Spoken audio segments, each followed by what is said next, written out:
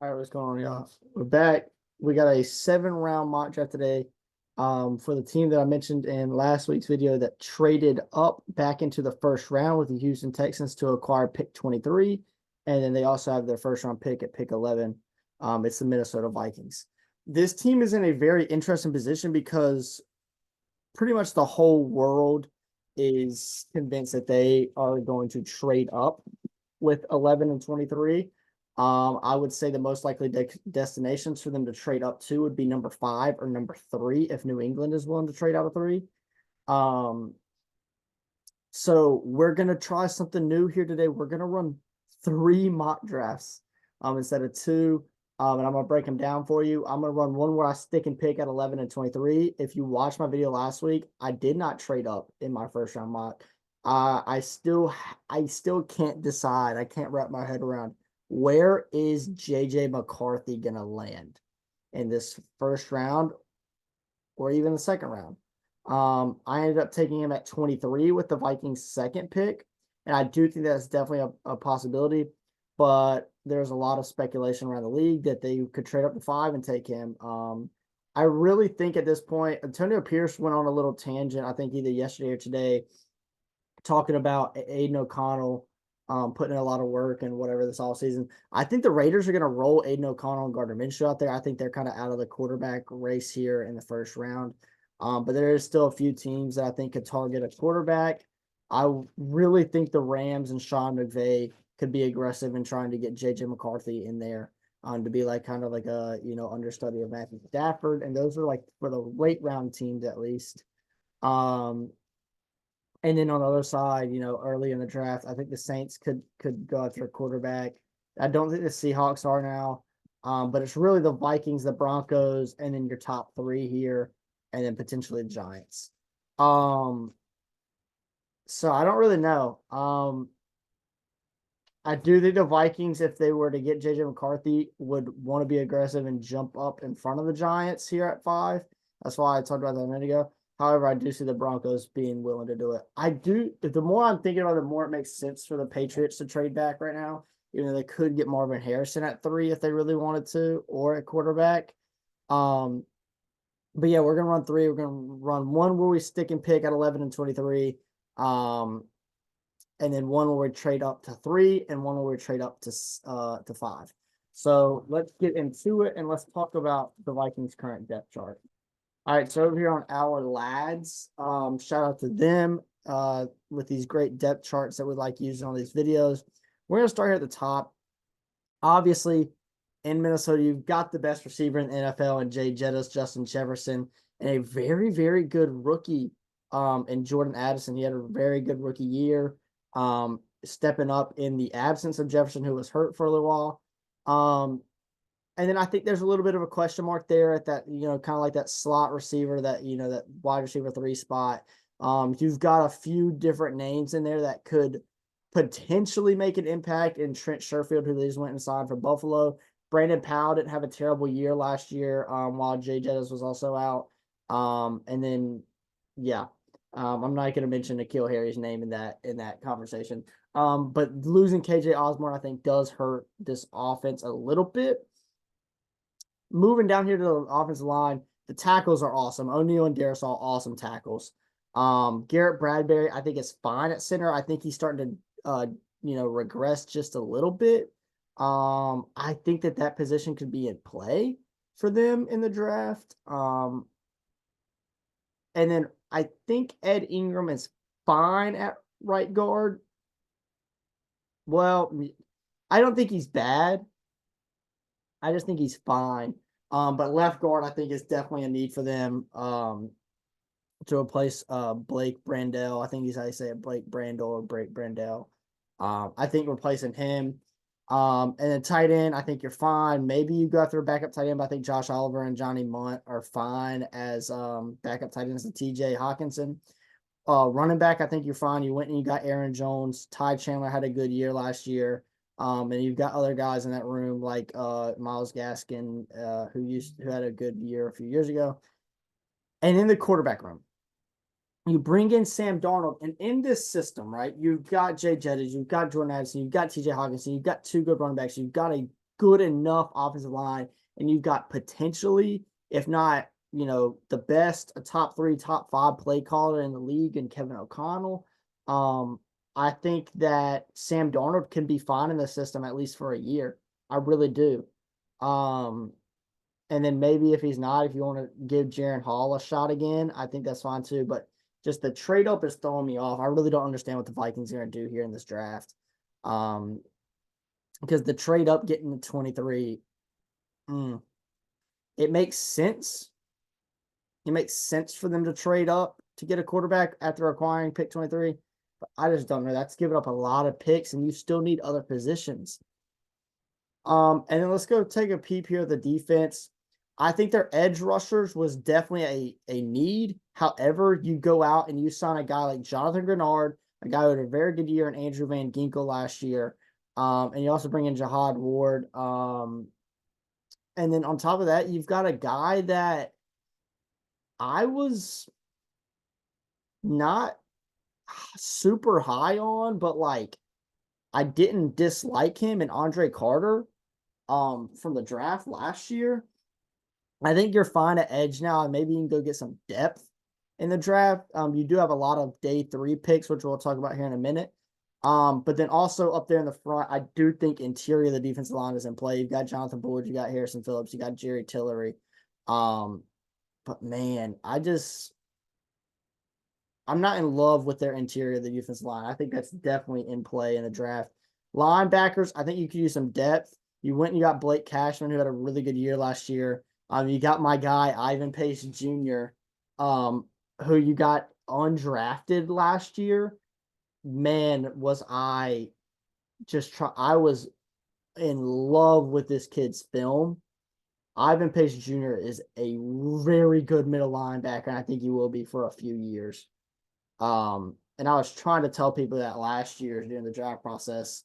And he ended up going undrafted, and Minnesota got a stud. And they also brought in Kamu Gruger Hill. But I do think inside backer depth is a need. And before getting Blake Crashman, I would have said that this was a need for the draft, is to get an inside backer. I think they did a very good job spending money this offseason. I think bringing in Sam Darnold, Aaron Jones, Trent Sherfield, Grenard, Cashman, Van Ginkel, Gruber Hill, and Tillery, honestly, I think all of those were good pickups for them. I think that they identified their needs, and I think they went and they got them.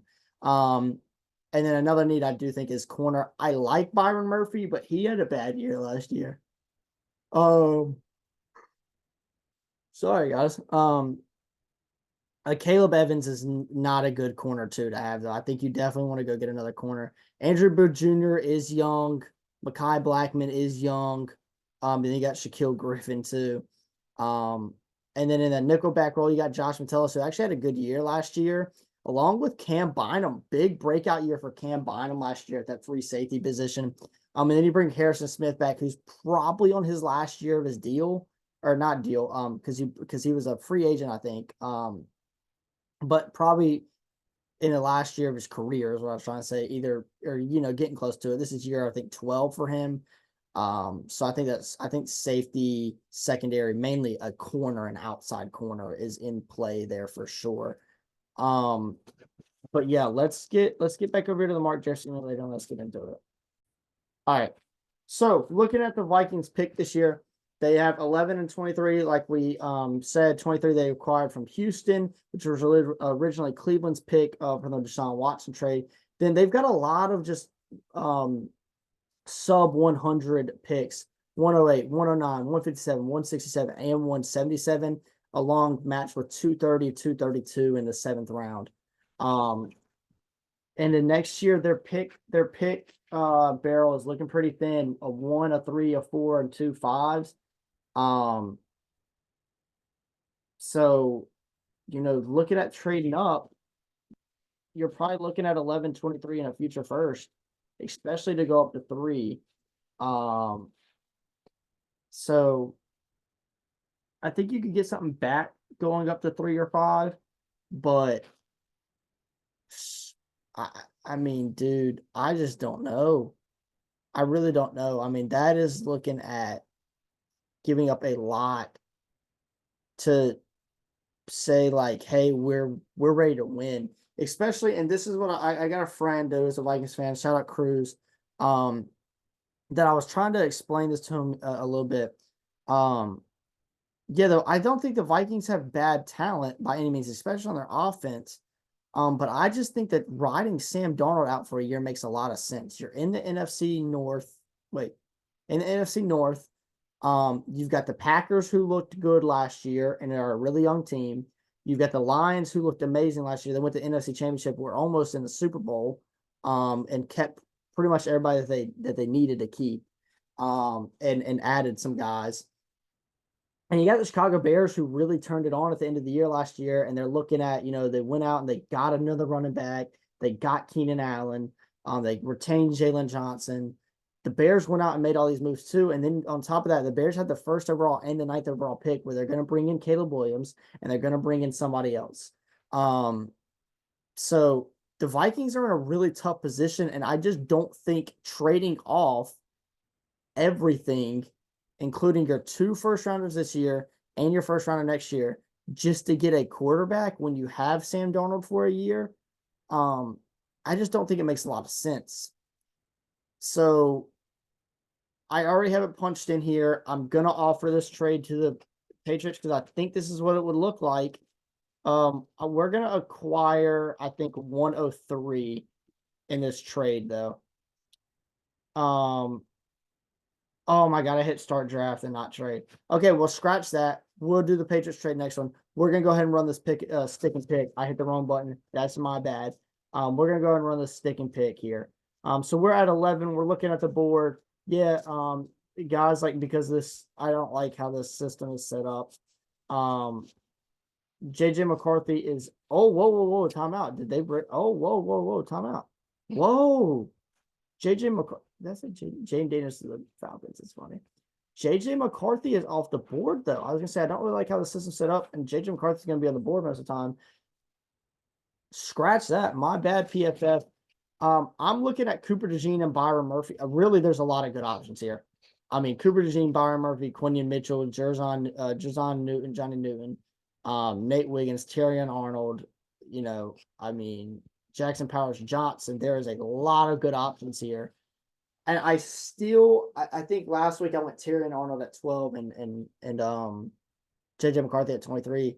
But last full first round mock, I just talked about how the Cooper DeJean, the fit makes a lot of sense for the Vikings. He could play outside corner for you, but also at the same time, he could learn under Harrison Smith. He could be your new strong safety probably after Harrison Smith's gone after this year, more than likely. I think that fit makes a lot of sense, but I do think they could opt for any of these true outside corners, being Quinion Mitchell, being Nate Wiggins, being Terrion Arnold. And I really like Byron Murphy. I just don't think he'll be at 23. Same with Jerzon Newton. But I'd probably say their biggest need is an outside corner, interior defensive lineman, and then probably the left guard position. In my opinion, I don't think they need a quarterback, but if you want to put quarterback in there, I can understand it. But I like the fit a lot from Minnesota at 11. I'm going to go Cooper DeJean. And it leaves Jerzon Newton and Jackson Powers Johnson sitting on the board here, which I think makes a tough decision. Jackson Powers Johnson probably would be better off at center. However, he could play guard. So you could entertain taking Jackson Powers Johnson, moving him to left guard. Or you could take your interior defensive line need, which I'm not big on this interior defensive line need class. Interior defensive line class. So I'm going to go Jackson Powers Johnson, though, because of the chance that, yes, he could play that left guard hole for you. He could play the right guard kind of hole that you have for you, or he could play the center if you want to. And there's a lot of options there with Jackson Powers Johnson at 23. And then now we're all the way down here at 108 where we start our slew of picks. Spencer Rattler being here is very interesting. Very, very interesting. Very, very interesting. We still haven't got that corner. Oh, no, yeah, we did. I'm tripping. Sorry, my bad. We still haven't got that defensive lineman. Michael Hall Jr. and Leonard Taylor and McKinley Jackson are about the last three that I like, excluding Tyler Davis. But we've got some picks coming up here. I think we could opt to go interior defensive line later. I think in this situation, Kevin O'Connell would be very interested in bringing Spencer Rattler in at 108. I don't think he'll be on the board there, but I think that's a very interesting pick for them at 108. I think it makes a lot of sense, actually. So now we're going to look for that defensive line. McKinley Jackson still being here, I think does make sense. I'm gonna go ahead and bring him in. McKinley Jackson out of Texas A&M for the interior defensive lineman need at 127, 128. At 157, Xavier Thomas being here's interesting. Oh, my guy, Taj Washington. They took Jordan Addison out of Southern Cal last year out of the receiver position. This year they go get Taj Washington out of Southern Cal at 157. Now the guard position is filled. The guard position or the center position is filled. So you do have some options here with a guy like Zach Center, with a guy like Drake Nugent, with a guy like Trevor Keegan, all being Michigan guys, funny enough. So let's see. We went D-line, we went corner, we've went guard / center, whichever you want to do with it. And we went receiver. So I'd say either whatever you don't plan on playing Jack Sparrows Johnson, I think interior offensive line's in play here. And we went quarterback. So we went quarterback, we went receiver. Sorry guys, I'm trying to like mark this off on my little paper right here. So I think edge backers in play. Again, I mentioned his name off rip and Xavier Thomas. I like him a lot. Wait, is he gone? Oh, was he there last pick? Oh, he was, and he went. Okay, that sucks. We're gonna go Zach Zenter out of Michigan.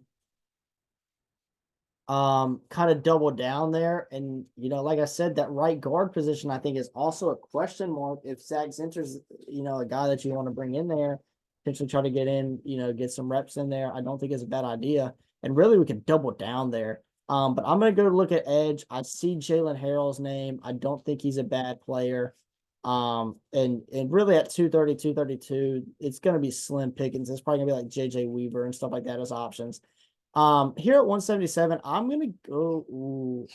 I'm actually gonna go a guy that was second in sacks last year in FBS, Jalen Green out of JMU, a guy that I don't mind that much as a late round pick for edge needy teams that don't need to take one early in the draft though.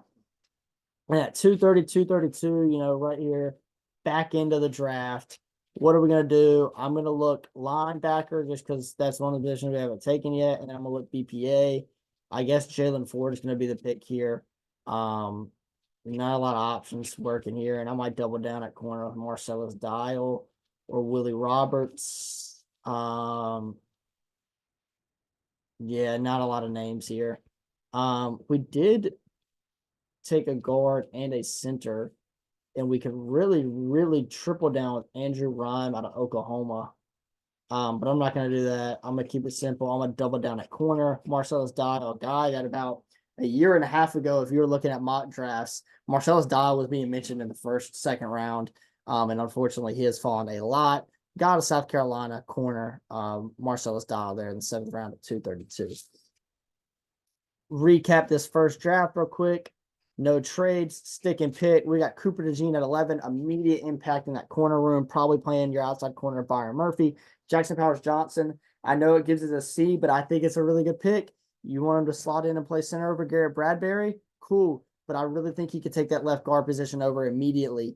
I think Jackson Powers Johnson should be a center in the league. However, I do think he can make an impact as a guard if a team wants that. Then you go get Spencer Rattler.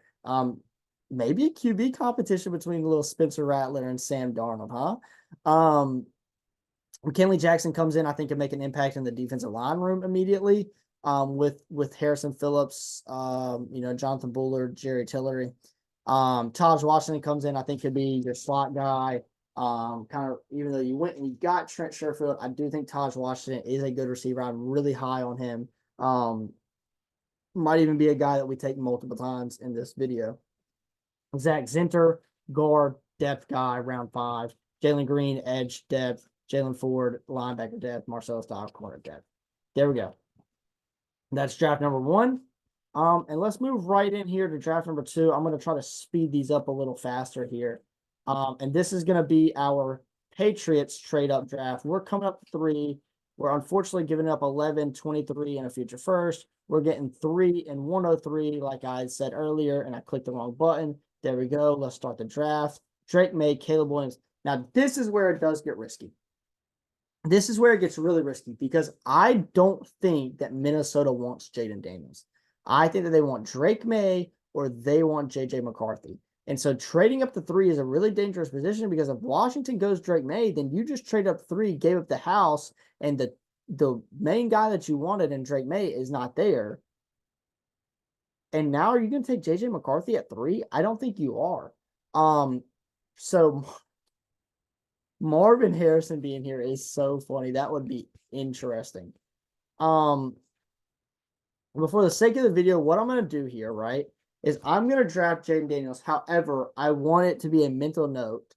And I feel like somebody watching this video is not going to see this part, and they're going to just skip through, and they're going to see this into the second mock, and they're going to see Jaden Daniels. Jaden Daniels is Drake Maye in this world, okay? I just want to put that out there. That pick right there is Drake Maye, not Jaden Daniels. All right. So you trade up to 3, you get Drake Maye, boom. All right. And then about over 105 to be exact picks later. No, 100 picks exact to be later because I forgot we traded for 103. We're back on the clock. This is where it gets interesting because trading those picks, you've got a lot of needs and you don't got a lot of talent left on the board. Look at corner. Chris Abrams-Drain's a guy that's good, but I think he's more of a nickel role. So bringing him in wouldn't really make sense because you don't need a nickel right now. I think Jarvis Brownlee Jr. Could make sense. I really like Cam Hart on the outside. Looking at that D line room, you got Leonard Taylor, McKinley Jackson again. Receiver, not a lot going on there. Not a lot. I'd much rather go corner than that receiver group. And interior offensive line, Cooper Beebe being there is an interesting guy for sure. What I'm gonna do is I'm gonna lock up Cooper Beebe just in case. I come in and play left guard, and then we're gonna go right back. We're gonna go to the corner room, and we're gonna find Cam Hart out of Notre Dame to play outside corner on the opposite side of Byron Murphy. Well, maybe play opposite. And then I was talking about Jalen Green last draft. Here's the guy that beat him out, I'm pretty sure, in sacks, and Javon Solomon out of Troy. I think he could be in play here as edge depth. So we went quarterback in Drake Maye, not Jaden Daniels, even though I was going to say Jaden Daniels. We've went to that guard spot. We've went to the corner room. So I think interior defensive line is play here. McKinley Jackson being here again. I really don't want to take the same guy twice, but I think we're going to have to just based off what it's looking like. No, we're not. We're going to take Mohamed Kamara out of Colorado State. It's a guy that had a really good combine and testing and all that. Guy that I really like as a day 3, late day 3, early day 4 guy at the edge spot. Go and look at the defensive line. We're going to go get that's a rough looking line right there. We're going to go get Miles Murphy and Mason Smith. We're going to get Mason Smith at LSU. You get Mason Smith at LSU, gets that interior defensive line need. He's stuttering over here.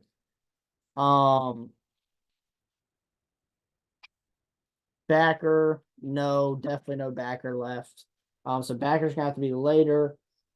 Could look at receiver here.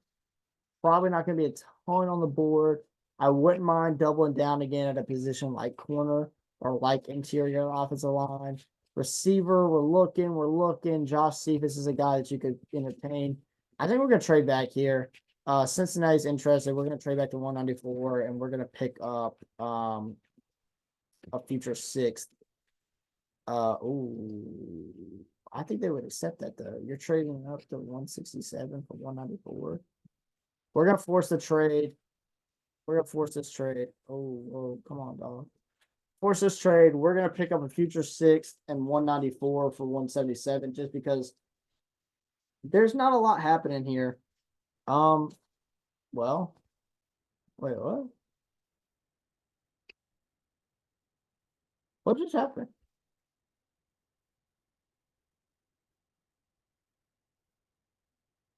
Wait, what? Oh, we traded the wrong pick.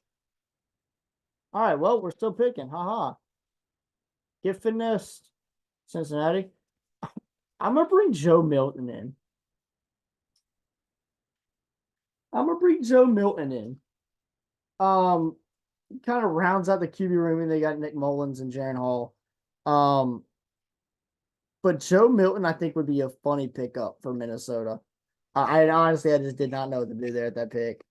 We're gonna go get no, we already went edge. Let's not double down edge.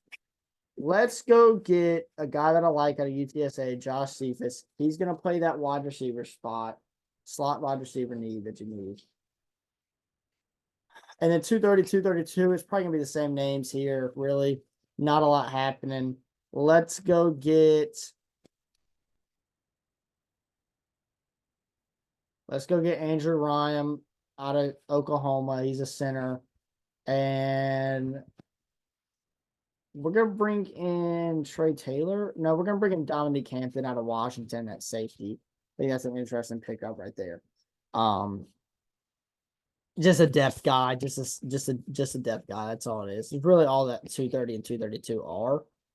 Um, Looking at this draft, we traded up to 3. We picked up 1 of 3 in the process. We gave up 11, 23 to future first. We get Drake May, not Jaden Daniels. We get Cooper Beebe to play left guard, Cam Hart to play outside corner, Mo Kamara to be a solid edge depth guy, I think. I think he even has starter upside.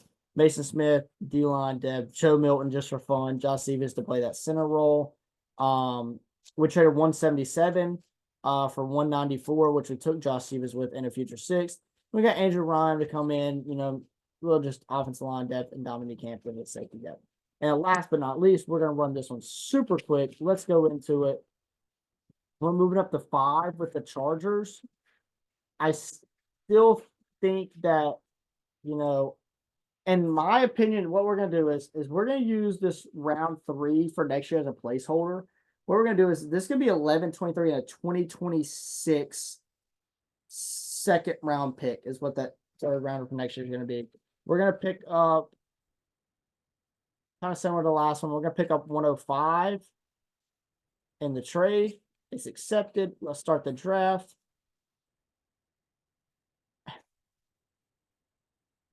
And Drake May goes off the board at 2 and JJ McCarthy off the board at 3.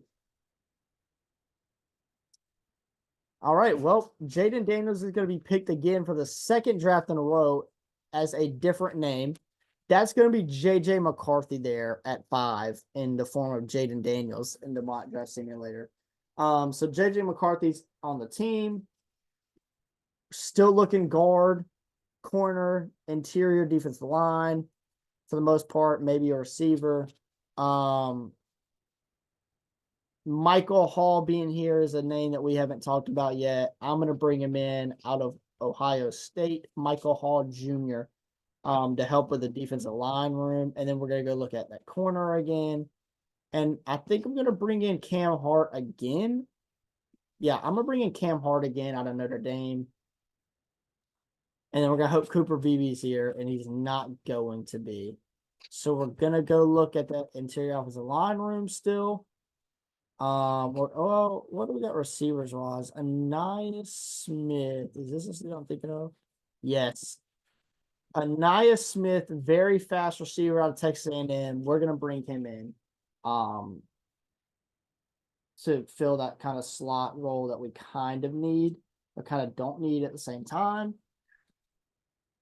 Tyler Davis just went. I was thinking about doubling down with Tyler Davis. Christian Boyd being here is interesting. I like Michael Barrett here. I think I like Michael Barrett here. I'm gonna go Michael Barrett here out of Michigan, little linebacker depth. These last 4 picks here, we're looking at edge depth. We're looking at interior offensive line. We're looking at maybe double down at corner. Maybe even doubling down at defensive line.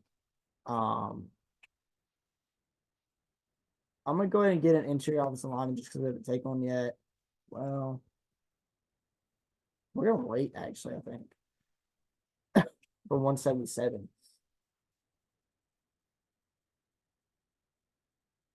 And who are we gonna bring in here? No, we're not gonna wait. Well, no, yeah, we're gonna bring no. I want to try to switch it up for you guys, man. I don't want to take the same pick every time. We're gonna bring in Tanner Bortolini. It might be a big reach out of Wisconsin Center. And then we're gonna go right back to the wishing well over there at the interior of the offensive line. We're gonna bring in. Actually, I think we're gonna wait. I think we can wait. We can definitely wait. I'm gonna double down. I'm gonna bring in Dwight McLaughlin out of Arkansas, and then still leaves that guard need a little bit, and that linebacker depth a little bit. And edge. Have we got an edge player? I don't think we have.